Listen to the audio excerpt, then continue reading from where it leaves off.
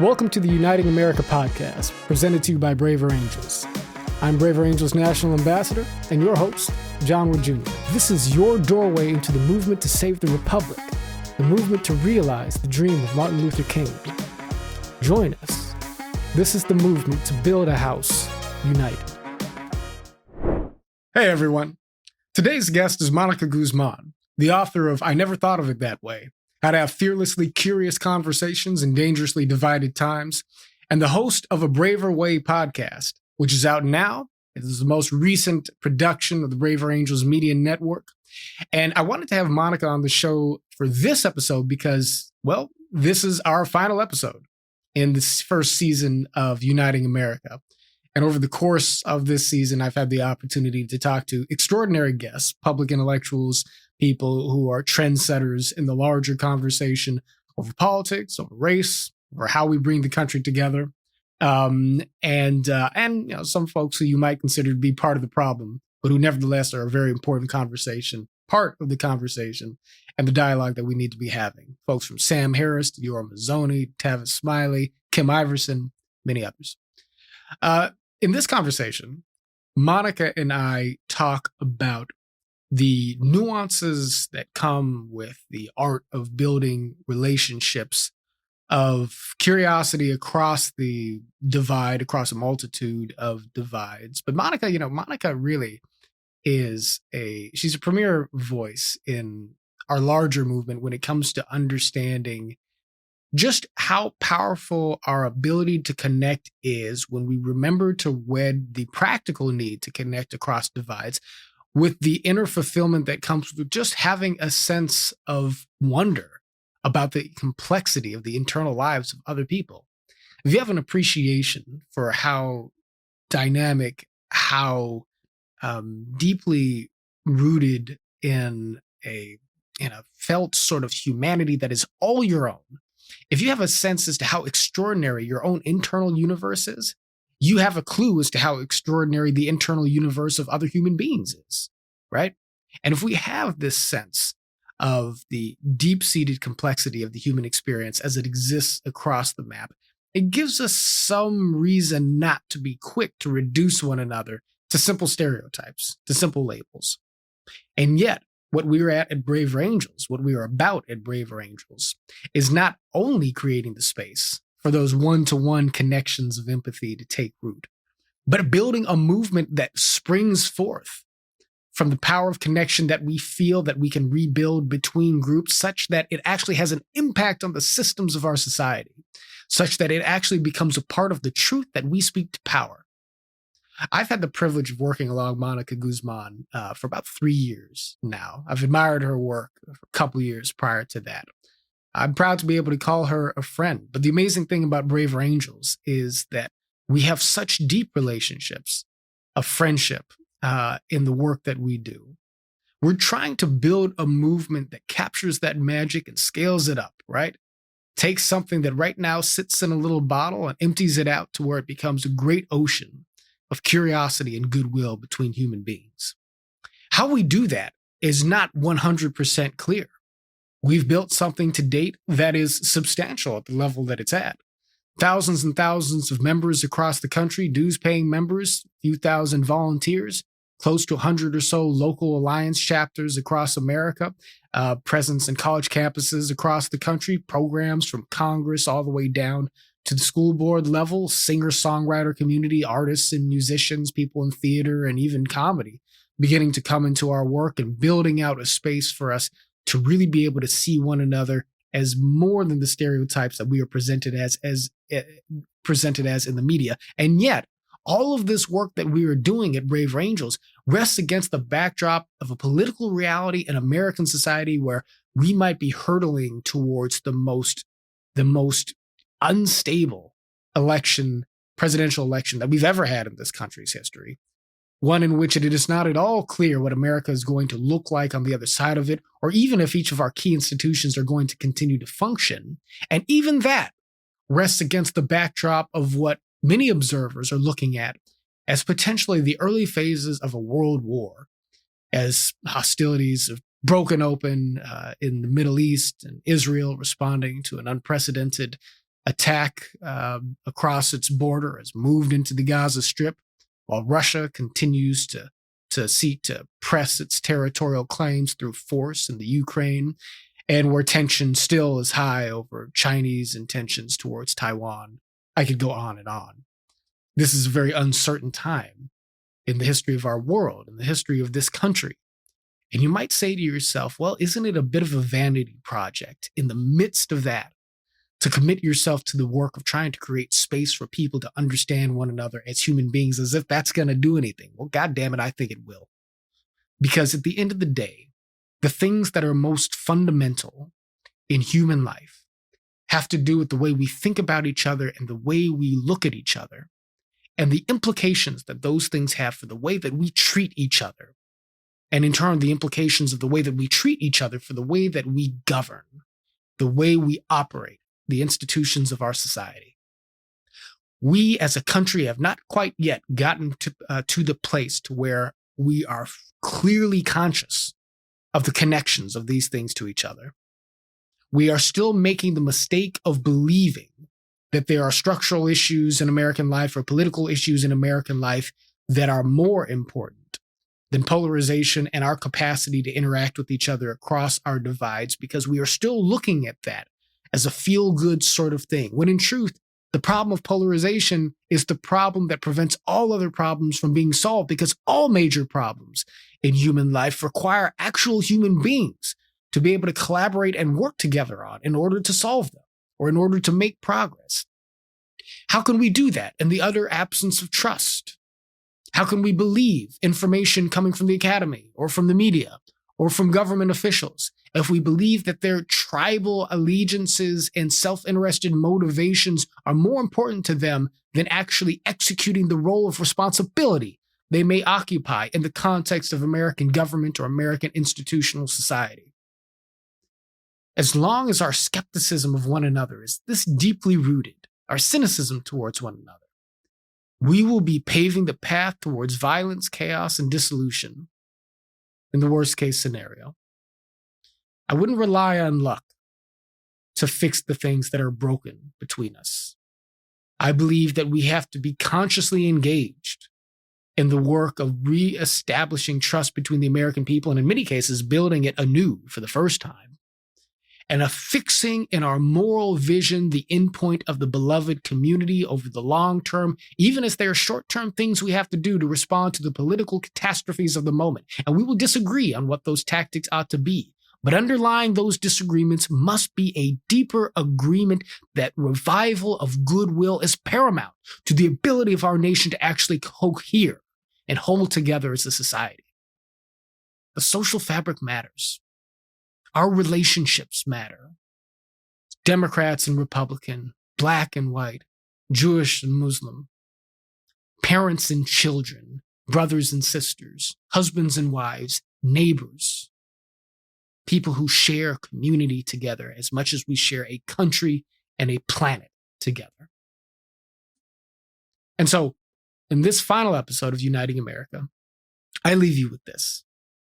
Have some faith in the idea that the better and braver angels of our nature, of human nature, and of the deeper character of the United States of America can paint a path, can pave a path forward in the spirit of progress towards the type of country that we actually want to see. Understand that in your conscience lies the starting point for the America of tomorrow. And that if we become detached from conscience, if we become detached from our hearts, if we become detached from the idea that there is still good in those Americans who we sometimes are tempted to think of as redeemable, that we will lose the American dream forever. On the other hand, if we remember that we are indeed redeemable and capable of acts of goodness towards each other, then it might be that the America that we want to see is just now beginning. So may we go forward and build that house united. My name is JohnWoodJr, National Ambassador for braverangels. Until I see you again. Monica Guzman, welcome to Uniting America, my dear friend. Hey, Hey, John, it's so Hey. glad to be here in this space with you. It's, a real honor, as always, to join you in conversation. Yeah, it is. And, I think that this will be our very first one-on-one public conversation, actually, for all of the things that we have done together, all of the podcasts. Are you sure about and that, John? I'm Really? pretty sure. Oh my gosh, I think you're right. I don't think either of us has ever interviewed the other or anything like that, solo. All right. All right. We're breaking the ice here. Here we go. Yeah. Cool. Right. Yeah, we are. And I consider this to be a bit of a segue kind of episode, really, because we are. This is the very end of season 1, at least, of Uniting America, right? Mm. And so, I'd sort of launched out into this solo podcast project, and it has been fulfilling and informative in all sorts of ways. But now we're kind of sunsetting it as the Braver Way podcast bursts to life and emerges on the horizon, featuring, of course, Monica Guzman. And so, well, maybe a reasonable spot to begin here, and we can end in the same way, but just give folks a little bit of a teaser here for what the Braver Way podcast is going to look like and is going to be about. Because if you found value in the things I talk about here, I think people will be all the more pleased with what you're doing and with what you're about to do. Yeah, so we are embarking on exploring the answer to one big question, which is how? How do you bridge the divide in your everyday life with the conversations with your family, your friends, your communities, whatever it happens to be? There's a lot of common struggles we all face. And we know a lot of the arguments in favor of it. A lot of folks are like, okay, I'm down to try. I'm at least curious about it. But how the heck do I apply this to my own life in these particular situations and across these big barriers or big challenges? So that's what a Braver Way is focused on. Our icon, if you go to your podcast app and you go to a Braver Way, is an anatomical human heart. And that's in part because, hey, this is messy, right? We're not going to put some kind of Valentine's, like pretty little lacy cutout. No, the heart is the seat of courage. And courage, it literally means like the quality of heart. Core is the Latin word for heart. And the heart is the seat of our emotions. A lot of times we like to believe that we're super rational. Emotions, feelings. It's nothing to do with this. Of course it does. Of course it does. And our values do as well, right? So the way we feel about honesty, freedom, the way we feel about, anger, frustration as it comes up has a lot to do with how we cross the political divide. So these are going to be interviews with people who have demonstrated courage in bridging the political divide in some way. They haven't figured it all out, but they have experience that we can extract lessons from. So we hear from them, those interviews. Then I check in with our mutual friend, April Lawson, who is a genius. And she and I break down what we learned, what lessons have been extracted from that conversation. And we ask ourselves questions like, what is the red side tend to be good and bad at when it comes to these strategies?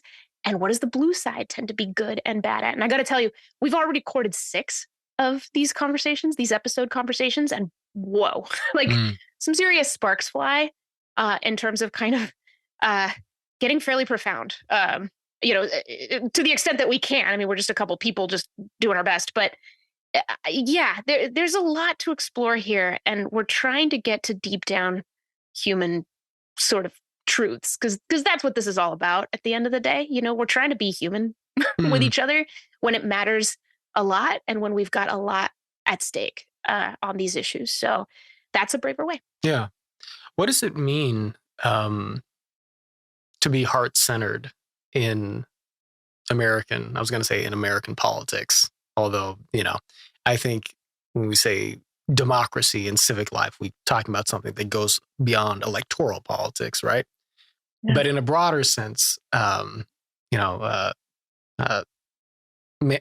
said that man is a political animal. And I think by that, he meant that we are all engaged in sort of transactional flow of the social interaction that pours into the project of governance, right? Yep. Managing and organizing society together with people with whom we share, proximity and other overlapping interests. And I think that for many people, there's an idea that what we need are smarter and smarter answers, right? More and more facts and information, better logic, you know? What does it mean to introduce courage? What does it mean to introduce a heart-centeredness into that? Yeah. What a fun question. That's a great question to reflect on. One thing that comes to mind is, there's certainly parts of society, especially recently, that have put a lot of attention on making sure there are many voices in the room, or many people represented, many different kinds of people. There's efforts that have a lot of attention on them around race and gender, sexuality, But the thing is, if you get a lot of different people together, but they're not talking to each other, they're not curious about each other's experience, and they're not feeling like they can be honest about who they are and what they believe and where they come from, then what good is that? Right?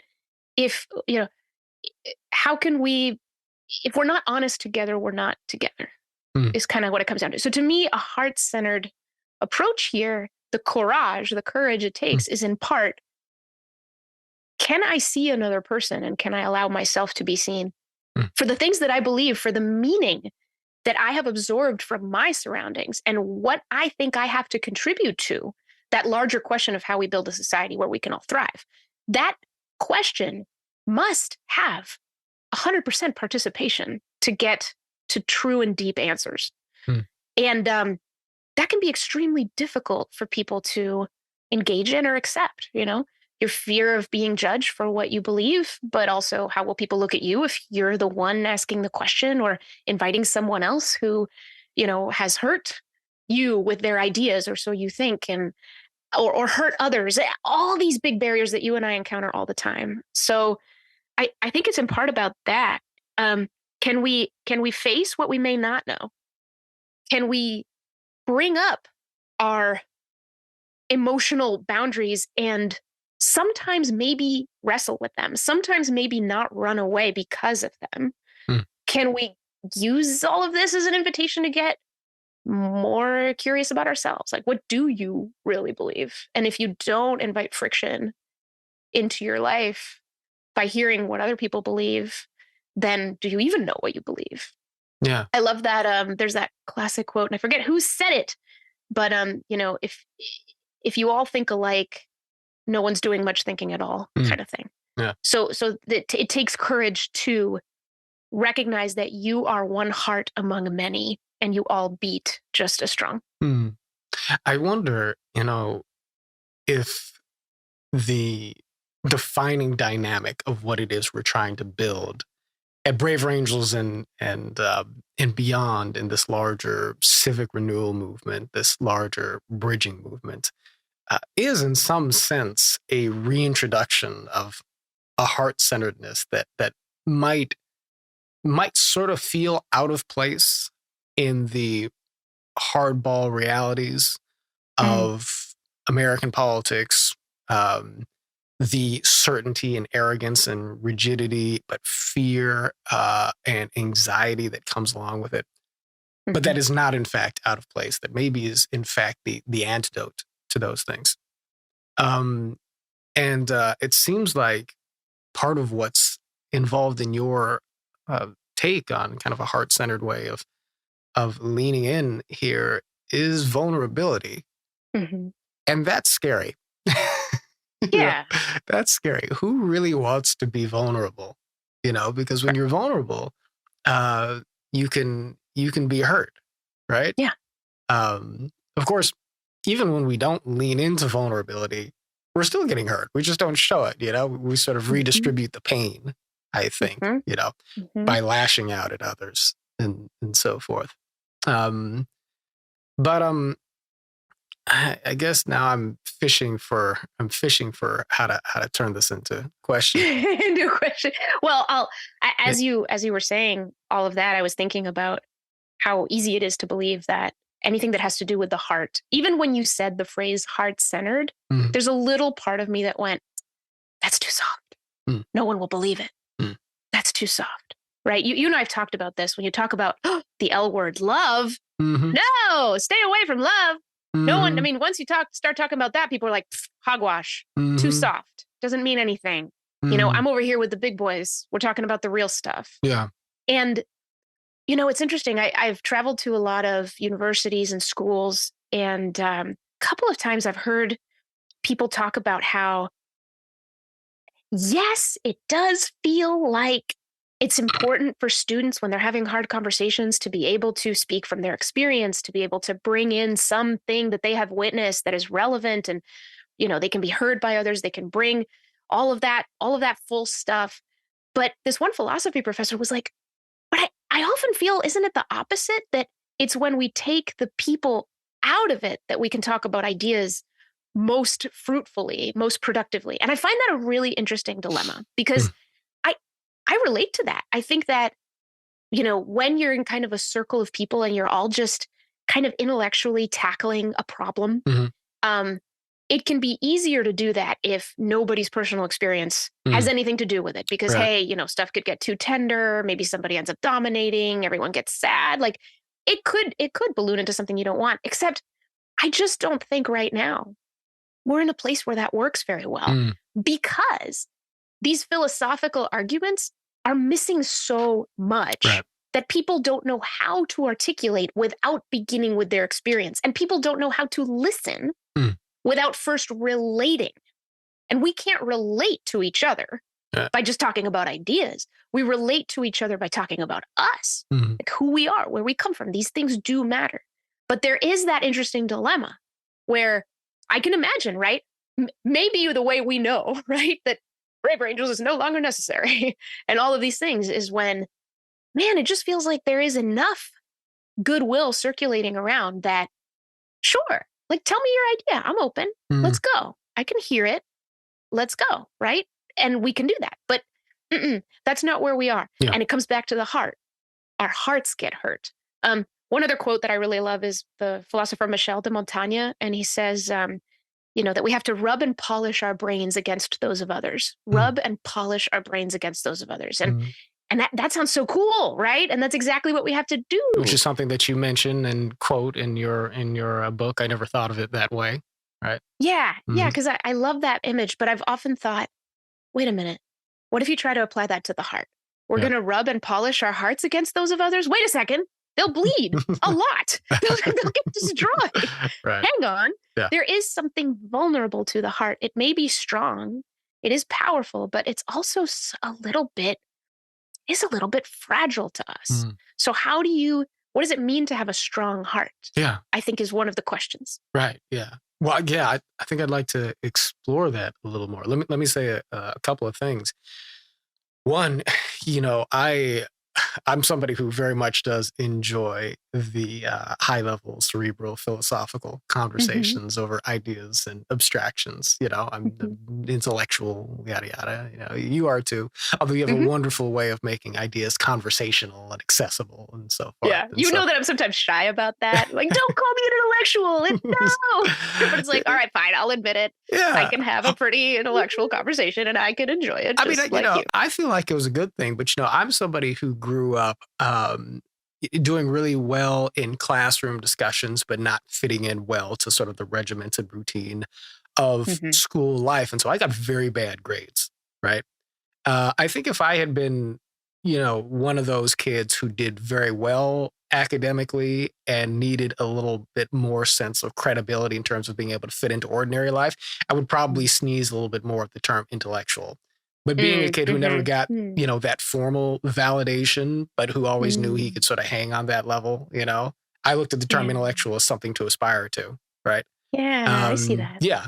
You know, because I was sort of like, that door was structurally closed to me on the basis of my academic performance, even though I had, you know, the gifts and so forth. Totally. I was the opposite. I was the straight A student. Yeah. Don't call me an intellectual. It's so funny that we're kind of going the opposite direction. No, but I think it makes sense, you know. Yeah. But I was always trying to, you know, conform to those things and like get achievement the way that others saw it. So now I'm rebelling against that to make sure that I can still see what's real. It's so funny. Yeah. But to your earlier point, I think that there's a comfort in which we can have conversations in abstraction so long as we are comfortable, Right. Exactly. And I think that so much of the problem with established American politics in the past is the fact that the conversation, at certain levels, it seemed to be driven by people who were content to sort of look at the aggregate GDP figures and be like, well, yeah, it's true.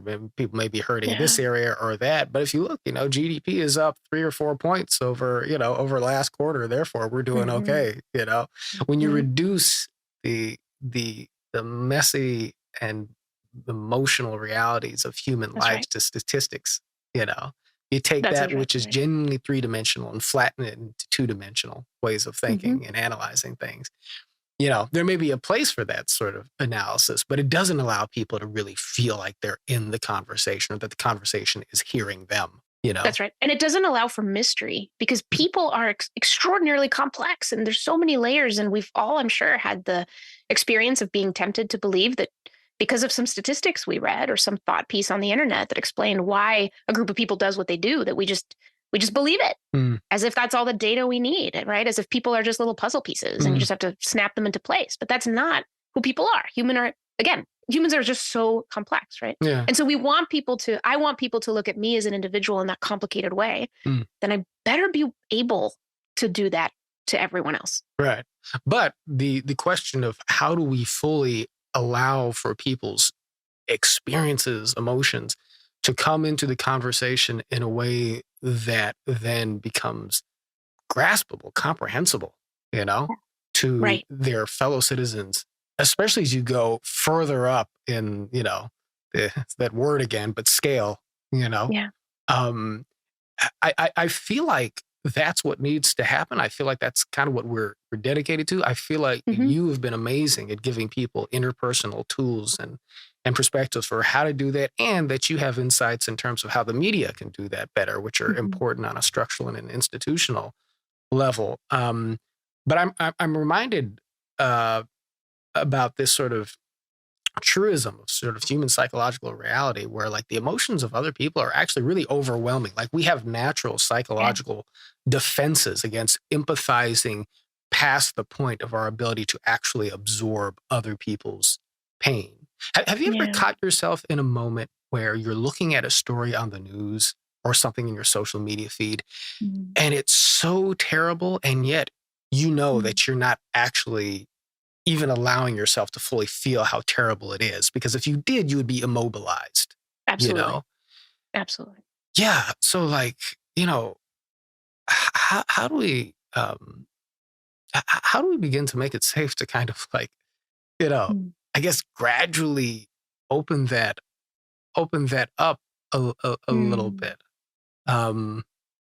I guess I'm just curious to know how you respond to the question. You don't even have to have like a concrete answer, but no, I mean, I'm a big proponent of small steps. Yeah. I think that one of the indicators of fear around this work is people imagine the hardest possible conversations and think that we're asking them to do that.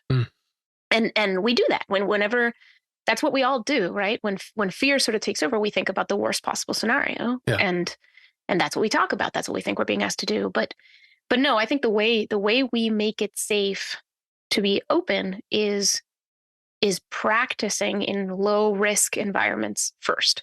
Just do it with a person with whom you are open on most things except for this one little thing. And there's already a strong relationship. Like go at it there, practice. There's no script to this. So you have to sort of listen to yourself and listen to the other person in this interesting overlapping way. And you have to notice when the conversation you're having with yourself needs to be shared with the other person. So if I'm talking with someone and they're saying something that's really upsetting to me, and I have a smile plastered on my face the whole time, where inside there is turmoil, there's a point at which it becomes a really good idea to say, hey, let me stop you right there. I just want you to know that what you're saying is really, really hard for me to hear. Yeah. I think I'm getting kind of upset about it. Now, I want to keep listening and, maybe we can sort through some of this stuff, but I want you to know. And if you can give voice to some of what's in your heart, it becomes the content. It becomes the data, and you're giving the other person more of an ability to understand you. You're giving yourself more of an ability to be understood.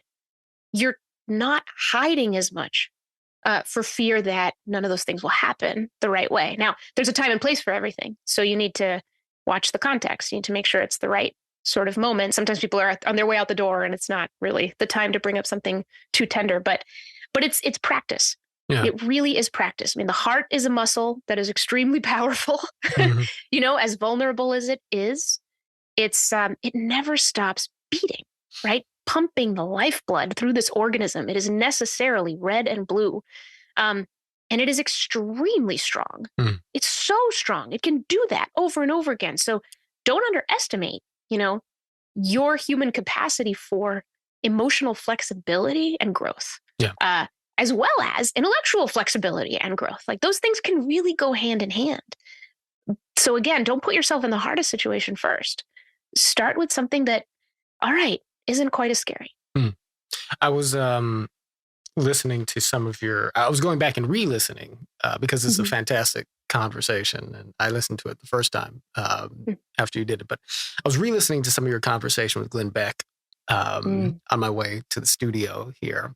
And Glenn Beck had an interesting observation about obviously you guys were talking about the dangers of dehumanizing across these divides, and Beck referred back to the Holocaust, and he pointed out the fact that some 80% or so of Germans who saved Jews weren't necessarily saving those Jewish people because they felt that the Jewish people in general, deserved to be spared the wrath of the state, but that these were their Jews with whom they had a particular relationship, right? And on the one hand, obviously, that is very good and noble and brave. And on the other hand, I think Glenn was a little bit saddened at the idea that people just couldn't leap to the conclusion that we would tend to leap to, right? That the group is redeemable, right? But that this is a bit of a lateral meander, but that got me thinking about something you and I have in common in the context of the larger reality of the era of Trump and polarization around Donald Trump in particular, which is that now, you're a liberal Democrat. I'm kind of a homeless Republican. You can kind of throw me in the never Trump camp. I mean, I've sort of, been Team Romney for a minute and whatnot. Now he's leaving.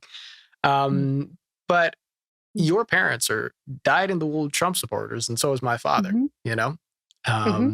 and I come from a Black community where, old white guy from the South supports Donald Trump, automatically racist, right? In the eyes of a lot of liberals and, fair number of African Americans and whatnot. But it's like, I can easily sort of testify to the fact that the reason I exist is because my dad loves Black people, loves Black culture, was molded by Black music, by Black athletes, considers Black culture and Black people to have had the greatest contributions to American life and so forth. And, his political sensibilities run in a different direction, but get to talk to my dad for 5 seconds and he will demolish your stereotypes, at least, on all sorts of things that you may be thinking. And, I'd love for you to say a little bit about your parents, but perhaps ending with a reflection on this question. Is it a lot easier to enter into this project of empathizing across deep divides when you have the ironic blessing of having those divides in your family? And if that's true, what does that say for the larger prospects of what it is we're doing? Yeah. Oh, I really love that you brought that up. I remember back in 2019 when you and I met at the Weave Summit for the first time. That was in DC. That was an observation I think we made together that we just noticed that a lot of the sort of bridge builders, weavers, if you will, that were brought together for that experience had in their identities some irreconcilable divide that nonetheless, there's a person reconciling them because there they are existing, right? You're half black, half white, half Democrat, half liberal. We had people who like one foot in this religion, another one in that one.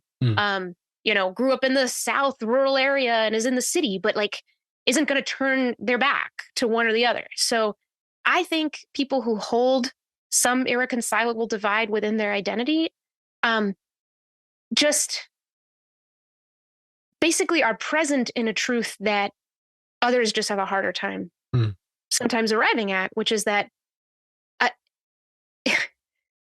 well, it's sort of what you were saying before. It's every human being is redeemable, and these divides are often things that we amplify, but that don't always need to be amplified that much. That that they can absolutely exist in one person. They can exist in one community. They can exist in one country. Yeah. And we can learn from the two sides of ourselves. I mean, think of how multifaceted you are or I am, right? Like when I have a conflict within myself, right? There's one part of when people use the language, well, a part of me thinks that blah, blah, blah. And another part of me thinks that blah, blah, blah. Yeah. We are divided all the time without being divided at all. And that I think is sort of the beautiful message there. So is it easier for people who have those identities within them? Yes, because I think they have a little bit of immunity to too much talk about hopeless division, because they look within themselves and like, well, I'm here. So don't tell me that we can't, bring these things together, because I'm living proof that you can't. Yeah, exactly. So I find that really interesting. I think some of those people have maybe a head start, perhaps, but I don't think that means that it's all that much more difficult or inaccessible to folks who may not be there. So for me and my parents, there's so many ways that I'm so grateful for the friction that exists between us, the intense disagreements that I've written about, and spoken about. They too, like your dad, stereotypes out the window 5 minutes in. It's a particularly interesting thing, right, for people to refer to like Mexican immigrants as racist in that way because they voted for Trump. And it's like, well, they've experienced their share of like a sense of coming into this country and being looked down upon. Yeah. They have what I sometimes think of as a more conservative way of looking at it, where they lean a little less on systems and a little more on personal responsibility as a result. Right. And that's just the way they've looked at it. So yeah, I don't know. Like my mom hasn't chafed as much as I would on, I need to, people expect me to work harder for the same things. She hasn't chafed at that the same way. Yeah. She takes a certain amount of pride in it, in fact, because she and my dad have done well here. And I think they see it as sort of, it took us more work, so we're more proud. You know what I mean? Right. And for liberals, that's such a, what? You should be fighting the system, which yes, we should. There's so many things to work on when it comes to making sure our society can also see and hear the people in it, and not judge and be reckless and whatnot. So yeah, I mean, there's always more to say about my parents. We have so many extraordinary conversations. But I just really appreciate that we really can say some of the hardest things to each other. Yeah. And have dinner that night. Right. Yeah. I think that part of what Braver Angels does for people is give them the opportunity to have that dinner table experience or something kind of akin to it, right? Even if they don't necessarily, have it in their own, in their own family or social life, or if they've lost it, right? I do think that people come to us for a couple of different reasons that in a way are sort of in opposition to each other, at least very different. On the one hand, I think that historically we've had a lot of people come to us looking to heal from the political divides, right? Looking to have experiences that show them that it is still possible to be able to have human connection in the face of the things that are tearing us apart, seemingly, in our society. And we create spaces where that can be experienced. And those things are oftentimes, I think, deeply transformational, deeply healing. Then I think we have many people who come to us, not so much because they're looking to heal from the argument, but because they're looking to plunge in deeper in a different way. They're sick of the two-party binary, even if they are technically a registered Democrat or Republican. They look at the way in which our politics are tribalized and the way in which our government, the parties, the institutions seem to be failing in their responsibilities towards the people. And these are people who love democracy, who love civic engagement, but who are totally uninspired by the way that has evolved over time. And so they're looking to dive in deeper in a way that changes the paradigm, but is about going deeper into the argument, right? As opposed to sort of recoiling from it and finding a way to nurse their wounds, right? That's always fascinated me, and also kind of also challenged me to think, how do we build a culture that weaves together, I think, the energy that's generated from both of those dispositions into something that's striving towards either the same thing or some harmonious set of things. And so the way I'm going to put that to you in the form of a simpler question is there a harmony to be achieved between interpersonal healing on the one hand and reforming the status quo of the way we actually do politics on the other?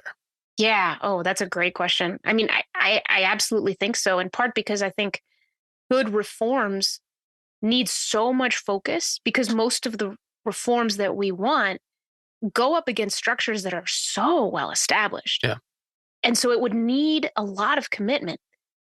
And right now, we're being distracted from all of that. In part by the divides that just get us outraged and all of that, but also because we feel that things are broken in our own lives. I think that when you see that rift in your community, in your family, in your friendship, and then you look at the country, you see no hope. You think about how you can't even talk to your brother, and you go, well, how the heck is this country going to figure things out? And so I think that there's something that happens when you start to see the momentum build from your circle out. And I do think that civic engagement, we put our eyes and our attention to the national level by default very often, because that's where most of the profit is. That's where the mass audiences are. And so we take ourselves out then of our neighborhoods, right? Yeah. And of our families. And we think those are distractions to our busy, busy lives. Like, I just don't want to talk to him anymore. I don't want to deal with that anymore. I've got important things to do, like read about the, Republican dysfunction in Congress right now with their speaker, which right now as we're recording, they don't have a speaker. Yeah. And I think we do that. We think this stuff near me, it's unimportant and irrelevant. And so, man, I need to go and kind of panic about what's going on at the very, very high level where I have no voice. But when people do experience some kind of civic engagement in their own neighborhoods, and when they experience some kind of breakthrough with their own families and feel more understood, then they look up a couple of levels higher on the civic scale and they go, oh, wait, I see the path through. I see how it all began. So that smallest unit, the one-to-one conversation, the one-to-one relationship where we think it doesn't matter, it's just way down here, it's little old me. Like, no, that's the most important thing to get right. So I think that's the level that not only just gives us hope, but it also is exactly where we build trust. It's really, really hard to intellectually decide to trust a whole label if you still believe that labels are an accurate way to look at a human being. And you don't get a lot of good reminders not to do that unless you are challenging your stereotypes and labels by encountering real human beings who you would otherwise affix that label to, and recognizing, oh, I'm wrong once again about this person. Who else am I wrong about? Oh, everyone else I'm affixing a label to. Now I'm going to look at all this divisive stuff and go, it's not even real. And then you can look at structural reforms. If enough of us get to that place where we take the mask off our eyes and look at this and be like, America is an extraordinary nation with so many resources. We can do this. Come on. Like, you know what I mean? You get to that perspective where you go, we can do this. And we just don't have enough of that for a lot of these structural reforms to seem like any more than pipe dreams, even though they are technically not that hard to implement. You just need people to find their hope and find their trust and stop being so distracted. Right. Yeah. Well, I want to pick up on this movement piece because in a way, everything just in the work that we have done together, I don't know if you felt like we were genuinely, so, for folks listening, I mean, you and I go back a few years. You mentioned that we met originally at the Weave the Social Fabric project conference way back in 2018. Was it 2019? Maybe 2018. It was 2018. Yeah. I think you're right. Because I hadn't been on staff at what was then Better Angels for very long. Oh, and I will tell people that the Weave gathering was a very brave convening of folks from well across the political spectrum and different areas who are looking to come together to figure out how they could build a movement based on the values of community building. And the gathering ran into some real tough difficulties, in part because as does often happen at some of these conferences, I mean, there are some folks there, particularly people of color from local communities whose primary commitments were to social justice and equity, who felt like they had been trotted out there a little bit as pawns for the presentation of liberal white philanthropists and so forth, who really challenge the conscience of the gathering and the intentions of it, right?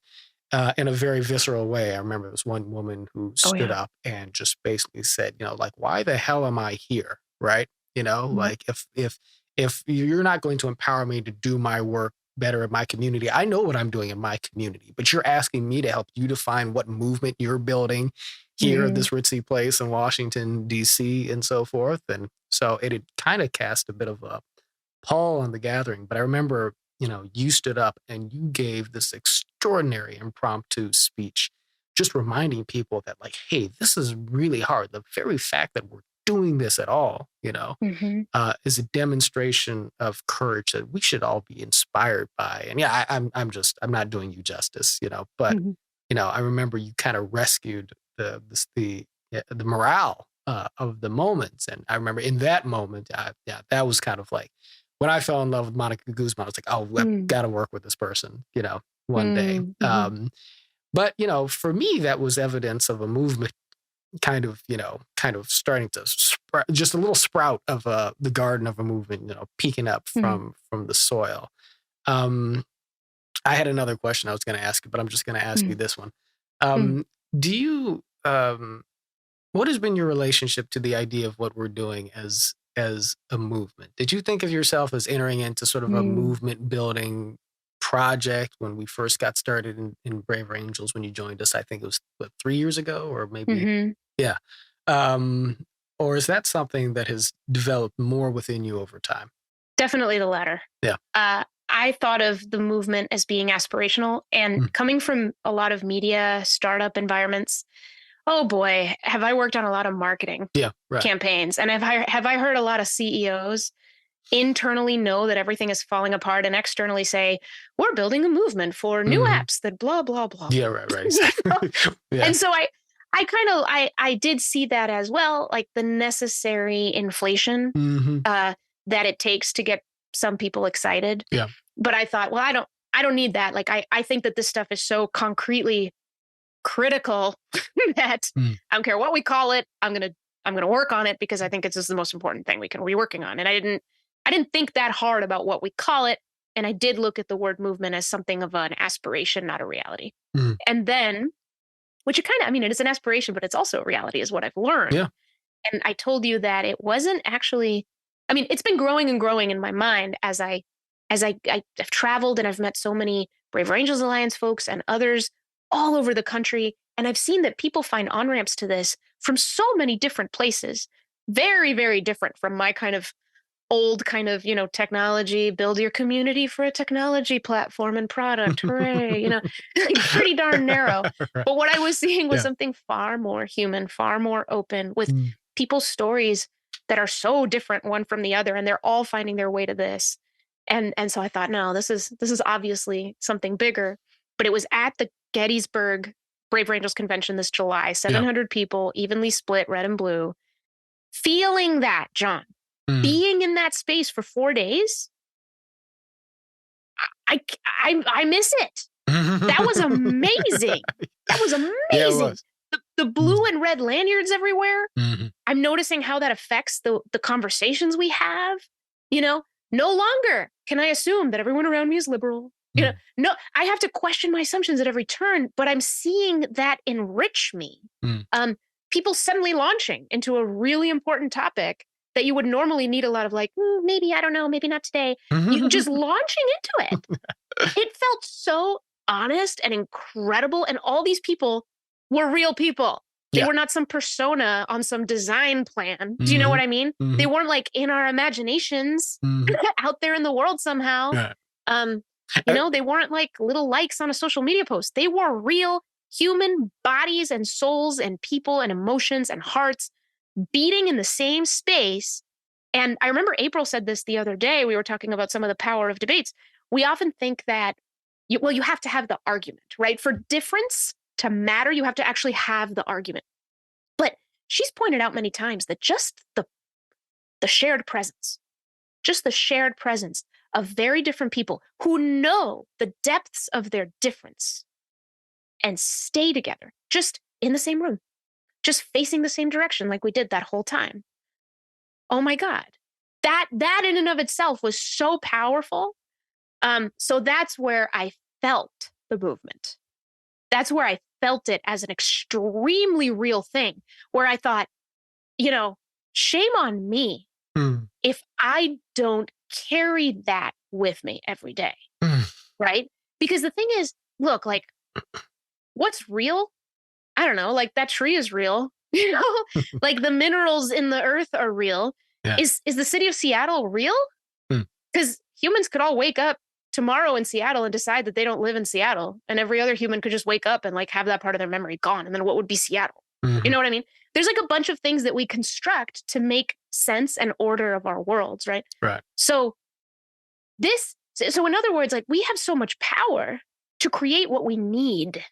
You know what I mean? And we need this movement. And people need to feel this. Yeah. Because I think it's when you even when you taste a little bit of it, because I believed in this way before the big moment in July, but if you just feel it a little, it gives you this perspective. You look around at the mess we think we're in, and you just go, we can solve this. And so just imagine if everyone woke up and knew that, right? We think change will take a long time, and it will, but it doesn't have to. So it's that moment at the Weave Summit that you were talking about, when I got up and did that impromptu speech, which I still can't believe I did, by the way. I was moved by something that I've recently given language to. You ever heard of the word sonder? Sonder. Sonder. I don't think it's a new word in the English dictionary. And it's this guy who years ago started writing this blog where he wanted to invent new words to articulate emotional realities that we ought to be paying attention to. He invented the word, and then it got added to the dictionary because it was so popular. The word sonder is the feeling of being conscious that even total strangers walking by you on the street have infinitely complex lives with lots of pain and struggle and joy, just like you do. So what I remember at Weave, listening to the woman speak and speaking with such despair and hopelessness and frustration, which we all understood, I certainly did, was I was in this place of sonder where I'm looking around the room and going, we're all people doing our best. Yeah.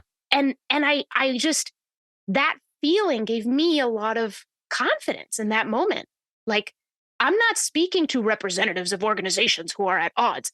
I'm speaking to a room full of human beings who want this to be better and are actually miraculously all together in a room to figure it out. And so there was just this clarity that flowed from that, in that moment. So there's just something about that. It's very difficult to remain in a state of sonder, of acknowledging people's complexity, your own and everyone else's.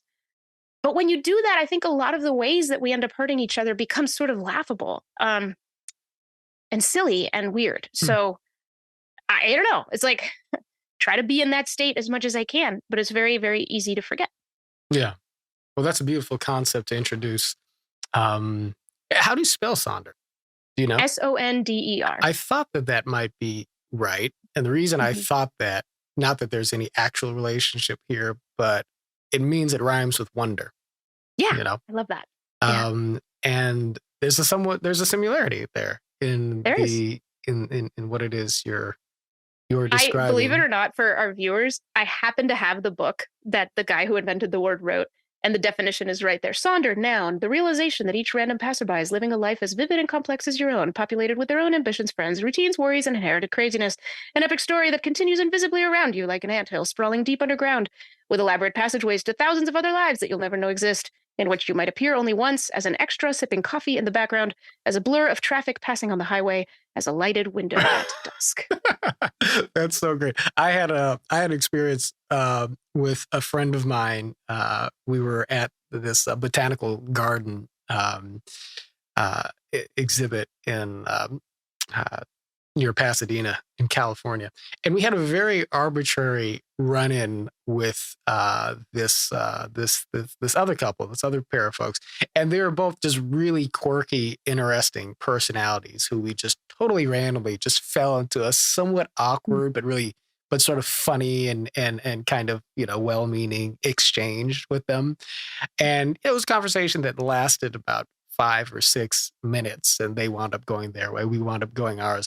But as we walked off, I said, I can imagine, like, to my friend, I was like, I can imagine, like, if you and I had, like, our own, like, show on Netflix about our friendship and our life and so forth, that, that moment with those other two folks would have been like the scene that set the stage for the spinoff of an entirely different show that follows the two of them, because I'm sure their story is amazing, How these two remarkable and kind of weird personalities, just like we're kind of weird, how we just kind of pinged into each other. Never to be seen again, but it's like, oh, do you remember that crossover episode before the new show got started? That's the one. And like, that is the reality of life, I think. And now that I've got the word sonder, I think it maybe gives me a little bit of vocabulary to kind of, identify that feeling. It's an empowering place to be. I think we worry that will just weaken our convictions if we remind ourselves that other people are complicated and we should withhold some judgment, at least until we can ask some questions or get to know them a little better or try not to judge. We're like, no, that makes us less strong. That means our slogans, we start to doubt them. And if we doubt them, how can we put them in a poster and how can we march around? And we need to mobilize people. And that is a really, really healthy part of our democracy. Yeah. But it's got to be in balance with the askings of the questions, with the doubts. I mean, how many times in my life have I thought, I've carried around some grudge against someone all day because of some way they spoke to me. And then like the next day someone tells me, oh, did you hear that they had this tragedy in their family? Oh, yeah. Oh, I didn't realize. Oh, right. And my certainty that it was just about me. They hate me. They want to keep me down. What? No. People have their own stories, right? Yeah. It's one of the ways that our ego gets in the way. Well, to put a final cherry on the sundae of this movement topic, because you mentioned that it is important to mobilize people. Oh, yeah. And ultimately, if we are movement building, then movements are about change, even if some aspect of the change is about protecting things that actually are good that may be slipping away from us as much as they may be about progressing towards some new good that we haven't fully and totally realized yet. I mean, there is progressive and conservative change, and that's neither good nor bad intrinsically. I think it just becomes a question of the what, right? But if we are movement building and if we are moving towards some meaningful change in American life, is it important for us to speak truth to power? And if it is important for us to speak truth to power, how do we do that in a way that is resonant with the ideals that we believe in of goodwill and curiosity and Sonder, right? Mm-hmm. You know, in a way that also has the moral force necessary to actually get folks who are in positions of power and responsibility to need to respond to what it is that we are doing. Yeah. That's a big question to throw you right at the very end. It's a huge question.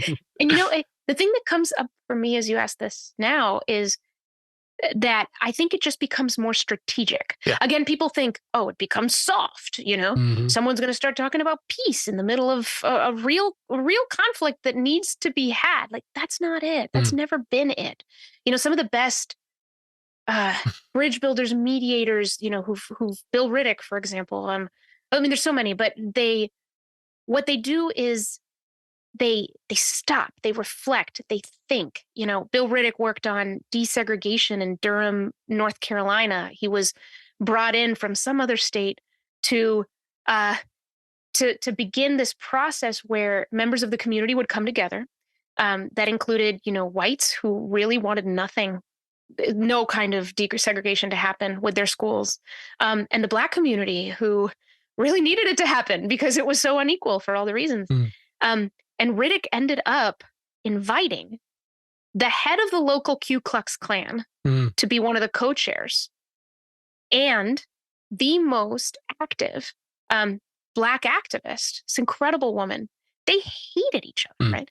But there's a movie that came out not long ago telling this story, but there's many other accounts of it. And Bill had to, talk to each of them. He had to get them to then talk to each other and be in the same room together. And then he had to get them to kind of lead this process somehow. And it ended up with not just desegregation, but with the head of the Ku Klux Klan ripping up his Ku Klux Klan card and deciding to disown those beliefs. So why do I bring up that story? Because, Bill Riddick and others I don't think they would have flocked to social media and hit like on a lot of things. I don't think they would have, gone out and done a lot of the things that the hardliners do. What they did, what people like them do, is they get to know people, the people who have trust, the people who have influence. They gain their trust. They have contained conversations, the ones that don't fly off the handle, the ones that aren't broadcast to Twitter at full volume, the ones that don't carry that kind of risk. They invite people to be vulnerable. They remind people of the broader, deeper mission. They make space for nuance and complexity, even in times where people think there's no room for that. There's no room for that. Right. They've hurt me this much, or those people need to go, whatever that is. So I think that's what the bridge builder does, is they get strategic. They're not false. They're not nice, but they remind people of the larger goals. They give space for difference to be present with each other. And they understand that it's sort of small steps. But if you go straight to the national level, if you go straight to the screaming and the whole thing, then, isn't that how we got to this place? So it's not the most glamorous thing. And it's not out front all the time, but it's the stuff that works. And we see it over and over again. Like, you and I have seen leadership of that type, right? And we don't glorify it because it doesn't look as sexy as this other stuff. But it's what works and it's what we need. And it's something each of us can practice. And that's the movement, is practicing that at the dinner table when a thing breaks out between two of your relatives. How can you be the engager? How can you set up that context, right? How can you help people see their way to, because they're both going to regret where things go if it plays out the way it's playing out. What can you do? So it's noticing that you do have power, right? Because the more that our attention is drawn to the national stuff, we consume all these stories that we can do nothing about. But no, we can, we can exercise this leadership every single day with the people around us. And that's what makes the difference. And that's what makes the movement. Monica Guzman, it is a pleasure having you on United America, and just an honor to be your friend and to have seen the leadership really that you've brought to this movement, which is, it's born, right? But it is still, I think, growing up through its infancy or toddlerhood and so forth. I have this incredible joy over what this is going to look like and what this is going to give and give back to the life of the country. But I think that the joy and the belief that so many of us have in this comes from the remarkable example that, certain very courageous folks bring to it. And you just rise right to the top of that list. Your light shines bright. And so I'm hoping that people go out of their way to subscribe to, is it the Braver Way podcast or A Braver Way? I actually realized. A Braver Way. A Braver Way. On all the podcast platforms and all of that. Yes. There you go. Subscribe to A Braver Way podcast. Much more to come from Monica Guzman. My friend, it is a pleasure. And till the next time we talk, may you travel well. Thank you so much. Yeah, thank you, John. And thank you for everything you've done with Uniting America. It's been a real gift, for everyone to just be able to sit in these spaces. So yay to the movement. To the movement. There you go. All right. Well, as I like to say, let's go out there and build a house united. So until then. Thank you for listening to Uniting America. If you'd like to support the show, you can do it by subscribing on YouTube and on your favorite podcast platform and leaving us a positive rating, review, or suggestions. Follow me on Twitter, Facebook, and Instagram, and tune in for more content. And learn more about the movement to depolarize America at braverangels.org.